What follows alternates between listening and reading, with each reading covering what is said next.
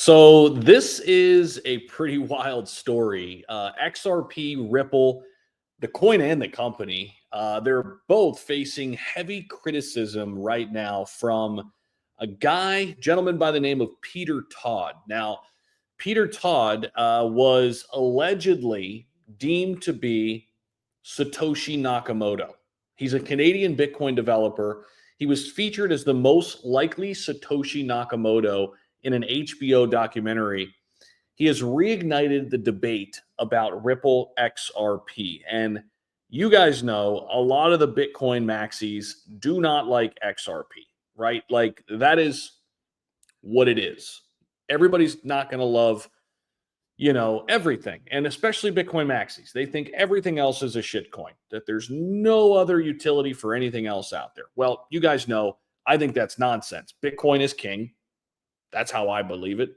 That's how I see it. Bitcoin's king, but there's certainly room for other altcoins that do unique things. And XRP has the most use case of all of them with cross-border payments. But that's neither here nor there. Go ahead and hit the like button. Subscribe if you haven't already, guys. Definitely do so. A lot of people watch the videos. They forget to click subscribe. It really does help us out. We bring you a ton of interesting insights and information every single day here on the channel. We talk about all the top assets. So stay locked in. We're making plays. We're making moves. But I got to tell you a little bit more about this because it's fascinating. And keep in mind, too, a lot of things running right now. Altcoins running. XRP hovering at 220. A lot of things running. You guys can get my trading indicator link down below. We'll talk about that a little bit later because I want to get into this story. Peter Todd criticized Ripple after basically there was some vulnerability was recently discovered in the JavaScript library used for the XRP ledger. I don't know if you guys saw this, came out a couple days ago. And a lot of people, blew this up, I think blew it out into big proportions. But this comes after malicious code was again injected into the official node package manager NPM for XRPL. This is a move that could allow hackers to steal users' private keys. So it's a big deal and basically drain their wallets. Now, Todd recalled that he had warned of such risks a decade ago. At the time, Todd published an article criticizing Ripple for not verifying its code with cryptographic PGP signatures, whatever the hell that means. Without this verification, here's what it means. Attackers could inject malicious code and basically distribute fake software. So the debate reignited by Peter Todd was served as a reminder of the importance of software supply chain security, especially in the crypto space. And Ripple was quick to speak about this. They fixed it. This can't happen, though. Okay, this is something that needs to be addressed, right, in the code. And it has been.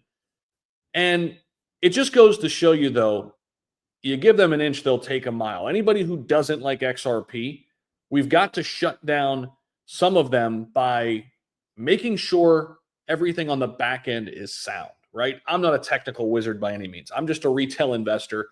I'm a person who's bringing you guys the news. But this is something that, does take away from Ripple's good things that it provides, from XRP's good things that it brings to the table.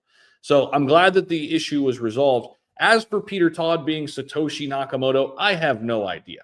But there's a lot of XRP haters out there. They're not going to go away. The key important message here is know what you hold and allocate yourself accordingly. Okay, just because I like XRP, I own XRP, doesn't mean I dislike Bitcoin or dislike Ethereum or dislike SWI, right? Or any of the other assets that I own. I own a ton of cryptos for different reasons. I have different goals with each of these. And I think that's so important. A lot of people just hold these things and they don't really have a plan. What's your plan? Now's the time to address this, right? And the other thing I do with XRP, I not only stack it for the long term in a position, but I also trade it. Anytime XRP comes down below $2, I like to take a long position. I do that on BTCC. I do that on BITUNIX. Both those links are down below. Those are the places where I trade futures, options, right? And those are separate positions. Those are trades that I like to make in order to stack more Bitcoin. But I also stack XRP in a long-term position. So I do that with pretty much all of the top assets I own. But don't let people shake you out. That's the big message here.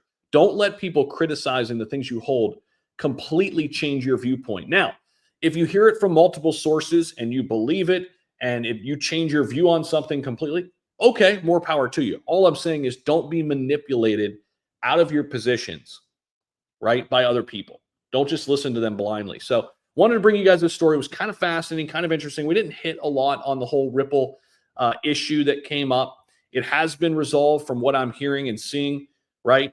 And so this vulnerability that was there and a lack of security that was there should be tightened up. We'll be keeping tabs on everything for you guys. Again, make sure you stay locked in. Hit that subscribe button down below, and we'll see you guys in the next video. Oh, I forgot to mention XT Algo. We're printing right now in the SWI ecosystem.